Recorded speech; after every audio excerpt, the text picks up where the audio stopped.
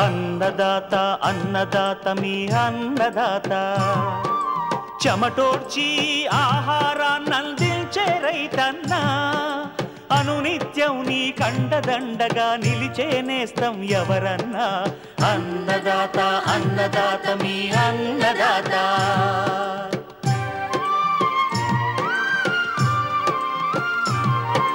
నూతన రీతుల సాగుబడికి నూరింతలు పెరిగే దిగుబడికి సూచనలిచ్చే సస్య రక్షణకు పశు పోషణకి శాస్త్ర విజ్ఞానం అందించి ముందుకు నడిపే తెలుగు రైతు భారతదేశానికి మకుటం అయ్యేలా తీర్చిదిద్దే ఆశయంతో మిమ్ము మేలు కొలిపేది అన్నదాత అన్నదాత అన్నదాత మీ అన్నదాత అన్నదాత అన్నదాత మీ అన్నదాత. అన్నదాత ప్రేక్షకులకు నమస్కారం. ఈనాటి ముఖ్యాంశాలు: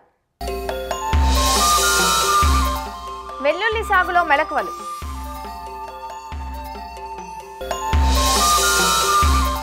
వర్షాల అనంతరం పంటల్లో చేపట్టాల్సిన యాజమాన్య సస్యరక్షణ చర్యలు, వర్షాకాలంలో వెన్నామి రొయ్యల చెరువుల్లో జాగ్రత్తలు, ఇంకా జై కిసాన్ వ్యవసాయ సమాచారం.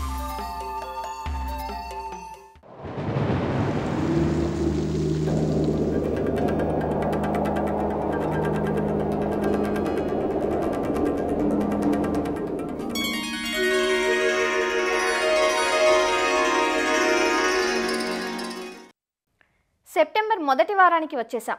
ఖరీఫ్ కాలమంతా అధిక వర్షాలతోనే గడిచిపోయింది. ఆగస్టు రెండో పక్షంలో విడవకుండా కురిసిన వర్షాలు పంటల్లో పలు సమస్యలను తెచ్చాయి. మధ్య తెలంగాణ జిల్లాల్లో ప్రధాన పంటలైన వరి, మొక్కజొన్న, కంది, వేరుశెనగ, ఇతర అపరాల పంటల్లో ఈ వర్షాల వల్ల కలిగిన నష్టం అపారం. ఈ పంటలను ఎప్పటికప్పుడు గమనించుకుంటూ చీడపీడల ఉధృతిని అదుపులో ఉంచుకోవడంతో పాటు మొక్కలు తిరిగి పుంజుకోవడానికి కొన్ని యాజమాన్య పద్ధతులు పాటించాలంటూ సూచనలిస్తున్నారు వరంగల్ రైతు విజ్ఞాన కేంద్రం కోఆర్డినేటర్ విజయభాస్కర్. ప్రస్తుతము కురుస్తున్న వర్షాల వలన ఈ మొక్కజొన్న పంటలో ఇప్పుడు అక్కడక్కడ కూడా బ్యాక్టీరియా కాండం కుళ్ళు తెగులు గుర్తించడం జరిగినది. ఈ బ్యాక్టీరియా కాండం కుళ్ళు తెగులు లక్షణాలు ఏ విధంగా ఉంటాయంటే మువ్వు ప్రాంతంలో ఆకుపచ్చ నుంచి పసుపు రంగులో మారి మనకు పైనుంచి కూడా కిందికి కూడా ఆకులంతా వడలిపోయి చనిపోతాయి. బాగా గమనించినట్టయితే కుళ్ళిన వాసన కూడా రైతులు చూసినట్టయితే గమనించవచ్చు. ఎక్కడైతే ఆ మొక్కజొన్నలో బ్యాక్టీరియా కాండం కుళ్ళు తెగులు వచ్చినప్పుడు గుర్తించి ఆ మొక్కజొన్న పంటలో మనకు మురుగునీరు లేకుండా తీసివేయవలెను. ఇదే విధంగా మనకు మొక్కజొన్న పంటలో ఈ 1 ఎకరానికి 4 కిలోల నుంచి 5 కిలోల వరకు బ్లీచింగ్ పౌడర్ను తేమ ఉన్నప్పుడు సాల మధ్యలో వేసుకున్నట్టయితే ఈ బ్యాక్టీరియా కాండం కుళ్ళు తెగులు తగ్గించుకోవచ్చు. ఇంకోటి వీలైతే కూడా బ్యాక్టీరియా కాండం కుళ్ళు తెగులు వచ్చిన మొక్కను తీసి ఒక దగ్గర వేసి కాల్చివేసినట్టయితే ఈ తెగులు మనకు వ్యాప్తి చెందకుండా అరికట్టవచ్చు.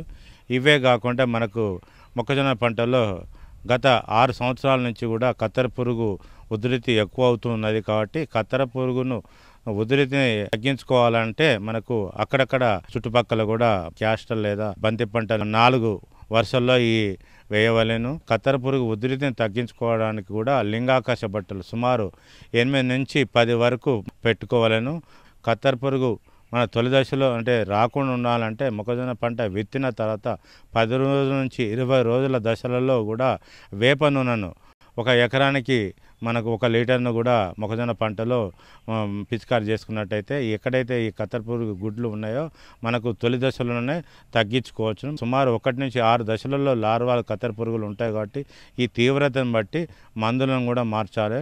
10 లీటర్లో 15 గ్రాముల ఎస్పేటును లేదా 10 లీటర్లలో 20 ml మనకు క్లోరోపైరిపాస్ను మనం కలిపి ఒకసారి పిచికారి చేయాలి. పురుగు ఉధృతి ఎక్కువైన కొద్దీ మనకు మందులను కూడా మార్చవలసిన అవసరం ఉంటుంది.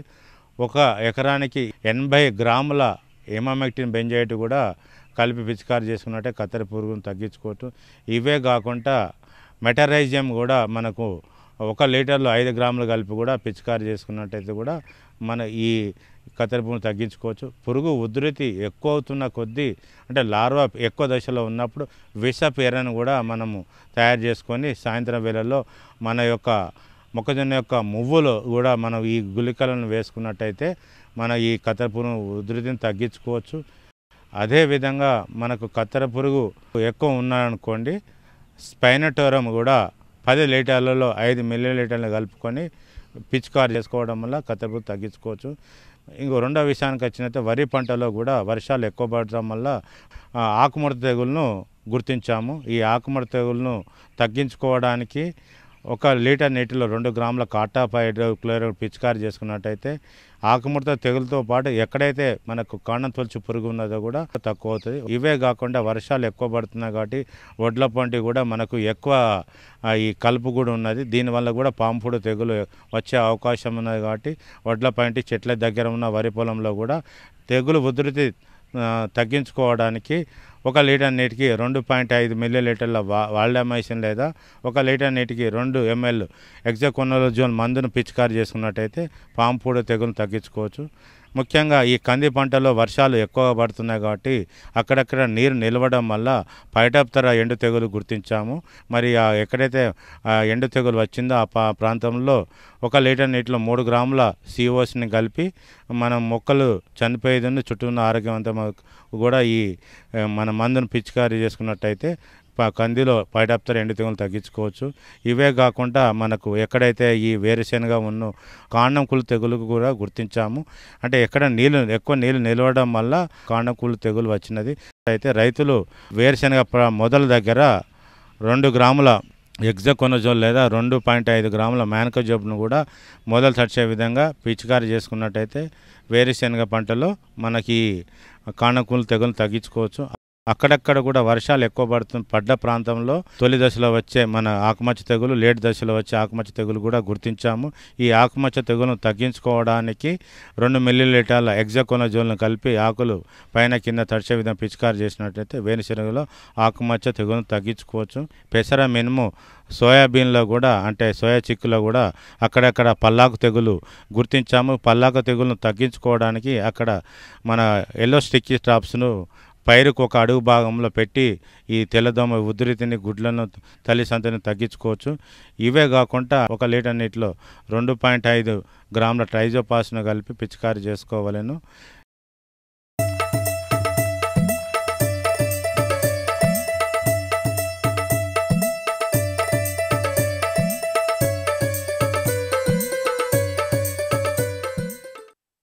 వెల్లుల్లి ఆ పేరు వినకుండా వాడకుండా మన వంటకాలకు రుచి సువాసన రాదు.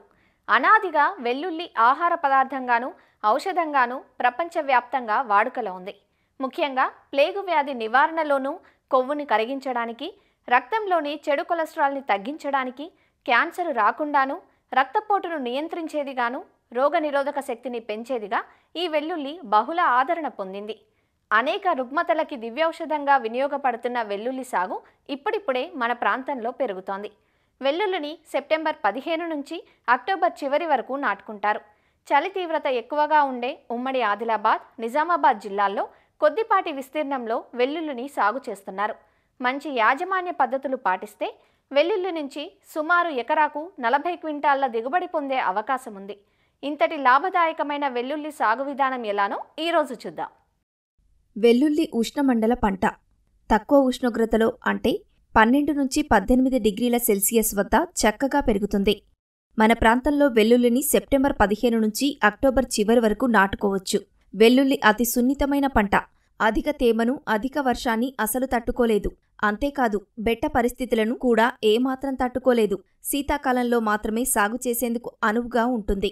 కండగలిగిన నేలలు, బంక నేలలు, నీటిపారుదల కలిగి మురుగునీటి వసతి గల సారవంతమైన గరప నేలల్లో ఈ పంట చక్కగా వస్తుంది. మన ప్రాంతంలో తెల్లని రంగు కలిగిన దేశవాళీ రకాలు సాగుకు అనుకూలం. వీటితో పాటు G41, ఊటీ 1, అగ్రిఫౌండ్ వైట్, యమునా సఫేదా అనే అధిక దిగుబడినిచ్చే రకాలను కూడా సాగుకు ఎంచుకోవచ్చు. వెల్లుల్లి గడ్డలోని పాయలను విత్తనంగా ఉపయోగిస్తారు. ఎకరాకు సుమారు 200 నుంచి 240 కిలోల విడిపాయలు అవసరమవుతాయి. భూమిని బాగా దున్నుకుని బోదెలు, చాళ్ల పద్ధతిలో కాని, మడుల పద్ధతిలో గాని ఈ పంటను సాగు చేయవచ్చు. వరుసల మధ్య 25 సెంటీమీటర్లు, వరుసల్లో మొక్కల మధ్య 10 సెంటీమీటర్ల దూరం ఉండేలా పాయలను నాటుకోవాలి. పాయలు విత్తిన వెంటనే నీటిని తప్పకుండా పెట్టాలి. వెల్లుల్లి సాగులో పోషక యాజమాన్యం అత్యంత ప్రధానమైనది. సేంద్రియ ఎరువులను అధికంగా వాడాలి. ఆఖరి దుక్కిలో ఎకరాకు 6 నుంచి 8 టన్నుల పశువుల ఎరువు వేయాలి. తేలికపాటి నేలల్లో ఎకరాకు 24 కిలోల నత్రజని, 14 కిలోల భాస్వరం, 24 కిలోల పొటాష్నిచ్చే ఎరువులు ఆఖరి దుక్కిలో వేసుకోవాలి. నత్రజని ఎక్కువైతే పాయలు మెత్తగా, స్పాంజిలాగా తయారవుతాయి. కాబట్టి నత్రజని ఎక్కువగా వాడకూడదు. వెల్లుల్లి సాగులో నీటి నిర్వహణ సక్రమంగా ఉండాలి. నీరు ఎక్కువైనా తక్కువైనా పంట పెరుగుదల దెబ్బతింటుంది. డ్రిప్ సదుపాయం కల్పించి ఎత్తైన బెడ్లపైన వెల్లుల్లిని సాగు చేయడం మంచి ఫలితాలనిస్తుంది. పాయలను నాటిన వెంటనే మొదటి తడి ఇవ్వాలి. తర్వాత 10 రోజులకు ఒకసారి మరో తడిని ఇవ్వాలి. వెల్లుల్లి పెరిగే దశలో నీటి ఎద్దడి లేకుండా చూసుకోవాలి. వెల్లుల్లి నాటే ముందు ఫ్లూక్లోరాలిన్ మందును ఎకరాకు 1 లీటరు చొప్పున పిచికారీ చేసి భూమిలో కలియదున్నాలి. లేదా పెండిమిథాలిన్ మందును ఎకరాకు 1.3 నుండి 1.6 లీటర్లు లేదా ఆక్సీఫ్లోరోఫిన్ మందును 200 మిల్లీలీటర్ల చొప్పున ఏదో ఒకదానిని పాయ నాటే ముందు పిచికారీ చేయాలి. అదే నాటిన తర్వాత పిచికారీ చేసుకునేటట్లయితే నాటిన 2-3 రోజుల్లో తేమ ఉన్నప్పుడు ఎకరాకు 200 మిల్లీలీటర్లు ఆక్సీఫ్లోరోఫిన్ మందును 200 లీటర్ నీటిలో కలిపి పిచికారీ చేయాలి. నాటిన 30 నుంచి 45 రోజుల మధ్య ఒకసారి కూలీలతో కలుపు తీసి మట్టిని పైకి ఎగదోయాలి. పంట పెరుగుదల దశలో అంటే నాటిన 30, 45, 60వ రోజున లీటరు నీటికి 1 గ్రాము జింక్ సల్ఫేట్, 3 గ్రాముల ammonium sulphate, 1 gram manganese sulphate కలిపి పిచికారీ చేయాలి. మాంకోజెబ్ 2.5 గ్రాములు లీటరు నీటికి కలిపి విత్తిన 30, 60, 90వ రోజున పిచికారీ చేయాలి. అయితే ఈ ద్రావణానికి 1 గ్రాము శాండోవిట్ను లీటరు నీటికి కలిపి పిచికారీ చేస్తే మందు ఆకులకు బాగా పడుతుంది. శిలీంద్రనాశిని పిచికారీ వల్ల పాయ నిలువలో మొలకెత్తదు. పాయలు స్పాంజి మాదిరిగా మారవు. వెల్లుల్లికి ముఖ్యంగా రసం పీల్చు పురుగులైన పేనుబంక ఎక్కువగా ఆశిస్తుంది. ఈ పురుగులు ఆకుల నుండి రసాన్ని పీల్చడం వల్ల ఆకులు పండుబారి ఎండిపోతాయి. పాయల పరిమాణం బాగా తగ్గిపోతుంది. తద్వారా దిగుబడి కూడా తగ్గిపోతుంది. పేనుబంక నివారణకు డైమిథోయేట్ 2 మిల్లీలీటర్లు లేదా ఫిప్రోనిల్ 2 మిల్లీలీటర్లు 1 లీటరు నీటికి చొప్పున కలిపి పిచికారీ చేయాలి. వెల్లుల్లిలో కుళ్ళు తెగులు కూడా సాధారణంగా కనిపిస్తుంది. పాయలు విత్తినప్పుడు మొలకలు వచ్చేలోపే ఈ కుళ్ళు తెగులు ఆశిస్తుంది. దీంతో మొక్క సరిగా రాక నష్టం కలుగుతుంది. దీని నివారణకు పాయలను విత్తే ముందు కార్బెండిజం 1 గ్రాము 1 కిలో విత్తనానికి చొప్పున కలిపి విత్తన శుద్ధి చేయాలి. వెల్లుల్లి మొక్కల ఆకుల చివర్లు గోధుమ రంగులోకి మారి ఎండినప్పుడు గడ్డలు తవ్వి తీయాలి.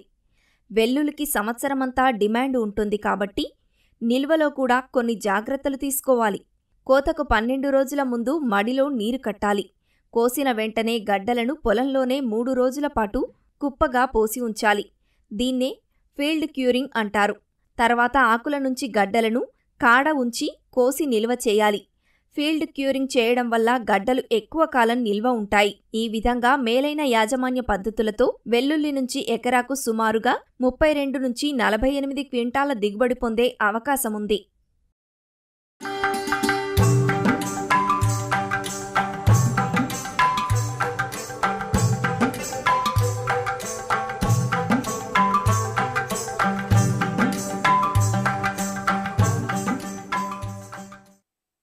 ఆంధ్ర రాష్ట్రంలో నెల్లూరు నుంచి శ్రీకాకుళం వరకు గల కోస్తా తీర ప్రాంతంలో ఆక్వా సాగు విస్తరించి ఉంది.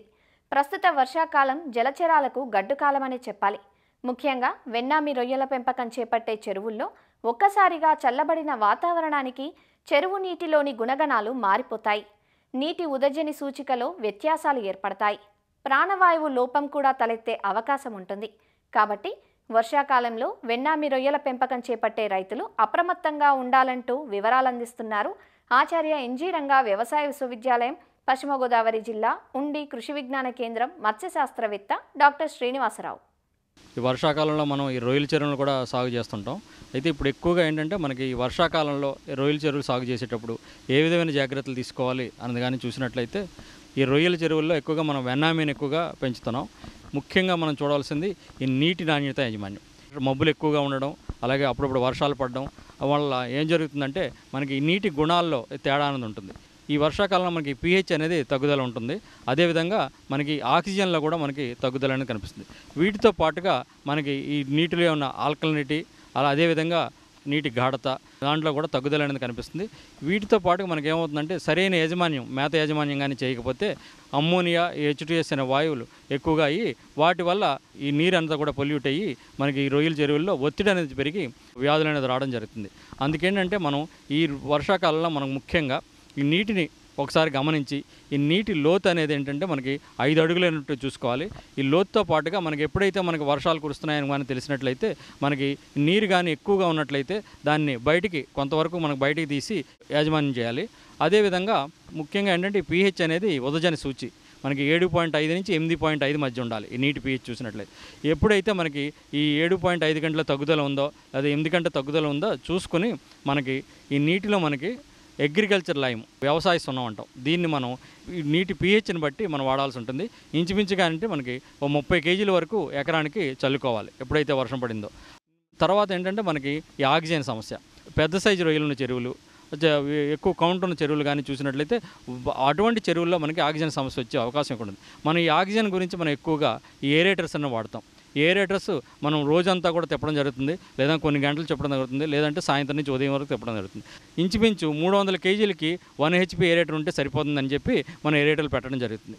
అయితే మన యొక్క సరుకును బేరీజ్ వేసుకొని ఆ విధంగా పెట్టిన తర్వాత కూడా మనం ఎన్ని గంటలు మనం రోజుకి వేస్తున్నాం అని కూడా చూసుకోవాలి. ఈ విధంగా చూసుకున్న తర్వాత ఒక ఆక్సిజన్ కిట్ని మన చెరువు దగ్గర పెట్టుకుని ఉదయాన్నే మనం ఈ ఆక్సిజన్ కానీ కొలవాలి. ఈ ఆక్సిజన్ అనేది నీటిలో కరిగిన ప్రాణవాయువు. అది ఇంచుమించు మనకి ఈ ఉదయం సూర్యోదయానికి ముందు కానీ కొలిచినట్లయితే మనకి ఇంచుమించు అదే 5 ppm ఉండాలి.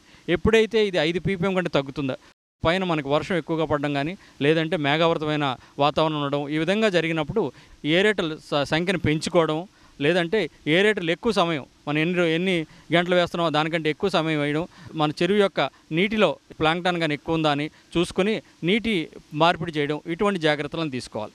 ఎప్పుడైతే మనకి రొయ్యలు మనకి 1 నెల దాటి 2 నెలలు దాటిన చెరువులు ఉన్నాయో అటువంటి దాంట్లో ఈ మేత యాజమాన్యం అతి ముఖ్యమైనది. మనం ఈ చెక్ ట్రేలు పెట్టి మేత యాజమాన్యం చేస్తుంటాం. ఈ చెక్ ట్రేలో ఎక్కువగా మిగిలిపోతుందంటే మేతను తగ్గించడం చేస్తున్నాం. ఈ వర్షాకాలంలో ఏమవుతుందంటే ఈ ఉష్ణోగ్రతలు తగ్గడం వల్ల, అదేవిధంగా pH లెవెల్స్లో తేడా వల్ల, ఆక్సిజన్ తగ్గడం వల్ల కూడా మేత తినడం అనేది తగ్గుతుంది. అందుకు మేత వినియోగం తగ్గినప్పుడు మనం ఈ మేతను కూడా తగ్గించాలి. ఎప్పుడైతే మనం మేత వృధా అయిందో ఆ మేత అంతా కూడా మనకి అమ్మోనియా పెరగడం జరుగుతుంది. ఆ విధంగా మనకి ఏంటంటే ఈ నీటి నాణ్యత యజమానం, ఈ మేత యజమానం జాగ్రత్తగా ఈ వర్షాకాలంలో మనం చూసుకోవాలి. ఈ 2 పారామీటర్లే కాకుండా మనకి ఈ రొయ్యల చెరువులు ఎక్కువగా నీటి యొక్క సెలైనిటీ, ఆ సెలైనిటీ ఏమవుతుందంటే మనకి వర్షాకాలంలో సెలైనిటీ తగ్గడం జరుగుతుంది. ఈ లవణీయత అంటాం, ఇది తగ్గింది. మొదటి నుంచి కూడా మనం ఒక 5 pptలో కానీ మనం కల్చర్ చేస్తున్నట్లయితే అదే విధంగా సెలైనిటీ మనం పెంచడం. ఎప్పుడైతే వర్షాకాలంలో మనం కానీ చూసుకోకుండా ఉంటే ఈ సెలైనిటీ కానీ 5 నుంచి 1కి 2కి పడిపోయిందంటే ఈ రొయ్యలు ఎదుగుదల అనేది తగ్గుతుంది. అదేవిధంగా ఎక్కువ శాతంలో మనం పెంచినప్పుడే 15 ppt సెలైనిటీలో కానీ పెంచుతున్నట్లయితే ఎప్పుడైతే వర్షాలు ఎక్కువగా పడి మనం చూడకపోతే అది ఇంకా తగ్గే అవకాశం ఉంది. ఎప్పుడైతే ఈ సెలైనిటీలో తేడా 1-2 ppt కంటే ఎక్కువగా ఉందంటే దాని యొక్క ప్రభావం ఎక్కువగా ఉంటుంది. ఎందుకంటే అది నేరుగా వీటి మీద ఒత్తిడి కలిగించి మనకి మేత వినియోగం తగ్గడం, అదేవిధంగా పెరుగుదల కూడా నిరోధించబడుతుంది. అందుకేంటంటే మరి సెలైనిటీ అనేది ఒకే రకమైన సెలైనిటీ మనం పట్టుబడి వరకు మెయింటైన్ చేయాలి. మంచి మేత ఇచ్చి మంచి నీటి గుణాలు కానీ మనం అందించినట్లయితే ఏ విధమైన ఒత్తిడి కలగనప్పుడు వాటి యొక్క రోగనిరోధక శక్తి చక్కగా ఉండి ఈ రొయ్యల చెరువుల్లో ఏ విధమైన వ్యాధులు రాకుండా అధిక దిగుబడిని సాధించవచ్చు.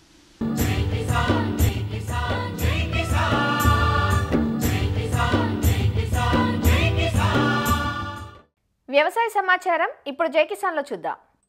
ఆంధ్రప్రదేశ్లోని గుంటూరు జిల్లాలో పొలం పిలుస్తోంది కార్యక్రమం జరిగింది. పంటల సాగులో శాస్త్రీయ ధోరణులు అవలంబించటం గురించి రైతులకు అవగాహన కల్పించే ఉద్దేశంతో ఈ కార్యక్రమం నిర్వహిస్తున్నారు. వ్యవసాయ శాఖ ఆధ్వర్యంలో ప్రతి గ్రామంలో వారంలో 2 రోజుల పాటు ఈ కార్యక్రమం జరుగుతోంది. ప్రతి మంగళ, బుధవారాల్లో రైతులతో కలిసి వ్యవసాయ అధికారులు క్షేత్రస్థాయిలో పంటలను పరిశీలించి చీడపీడల ప్రభావం, పైరు ఎదుగుదల తదితర అంశాలపై రైతులకు సూచనలు అందిస్తున్నారు.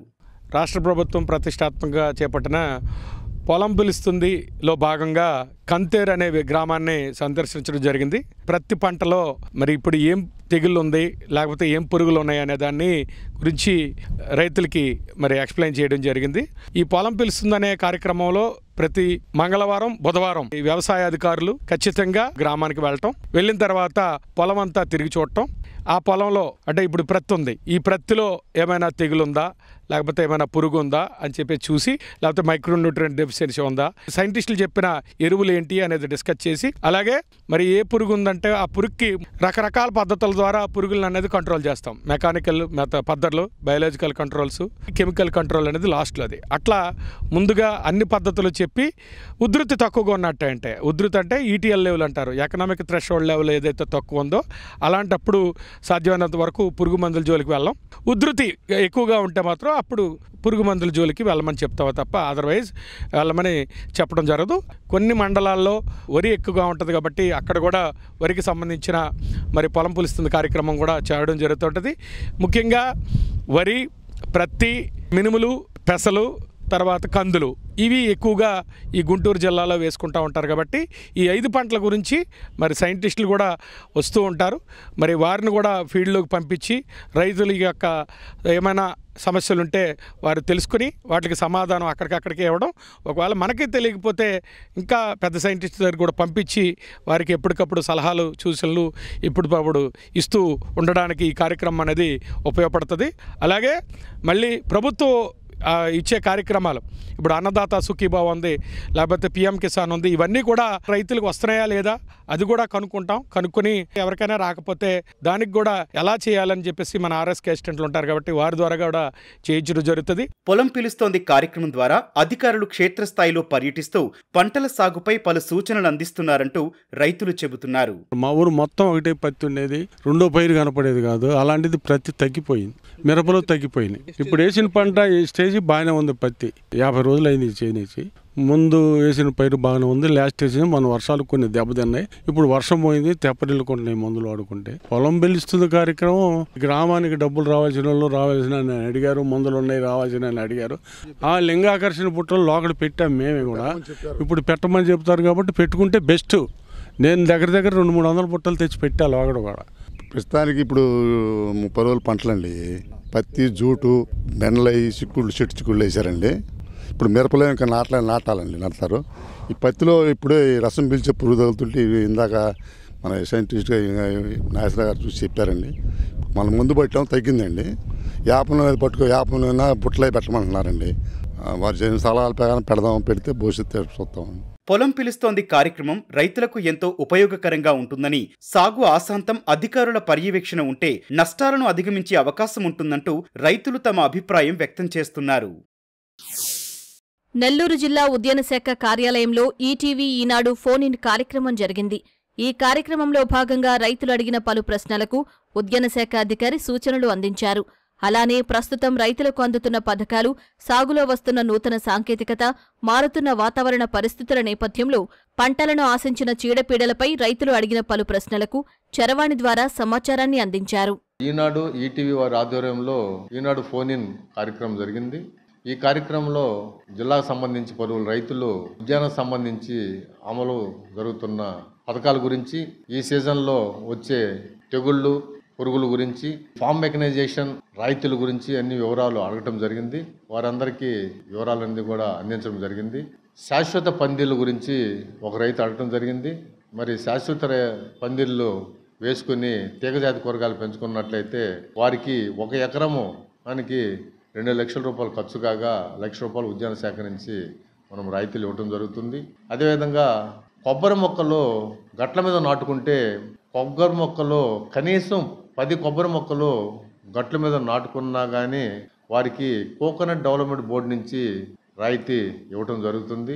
1 హెక్టేర్కి అంటే 150 మొక్కలకి 56,000 రూపాయలు రాయితీ ఇవ్వటం జరుగుతుంది. 2 విడతలుగా ఇవ్వటం జరుగుతుంది. మొదటి సంవత్సరం 28,000, రెండవ సంవత్సరం 28,000 రూపాయలు మొక్కలు నాటిన దామాషా ప్రకారము రైతుకి ఇవ్వటం జరుగుతుంది. అదేవిధంగా ఈ సీజన్లో నిమ్మ గురించి వచ్చే తెగుళ్ళ గురించి కూడా కొంతమంది రైతులు అడగడం జరిగింది. మరి రైతులు అడిగిన మిగతా సలహాలు కానీ సూచనలు కానీ వారి దగ్గర నుంచి తీసుకోవటం కూడా జరిగింది. వారికి మా దగ్గర ఉన్నంత సమాచారం కూడా వారికి అందించడం జరిగింది. మా దగ్గర లేని సమాచారం కూడా ప్రభుత్వం దృష్టికి తీసుకెళ్తామని కూడా రైతులందరికీ కూడా మేము తెలియజేయడం జరిగింది. మరిన్ని విభిన్న అంశాలతో రేపటి అన్నదాతలో మళ్ళీ కలుసుకుందాం. నమస్కారం. అన్నదాతలు తమ సందేహాలు, సమస్యలను 1800 425 4085 టోల్ ఫ్రీ నెంబర్లో ఉదయం 10 గంటల నుంచి 11 గంటల మధ్య పని దినాలలో సంప్రదించగలరు. ఈ కార్యక్రమాన్ని యూట్యూబ్లో www.youtube.com/annadaata ETV లింక్ ద్వారా వీక్షించవచ్చు.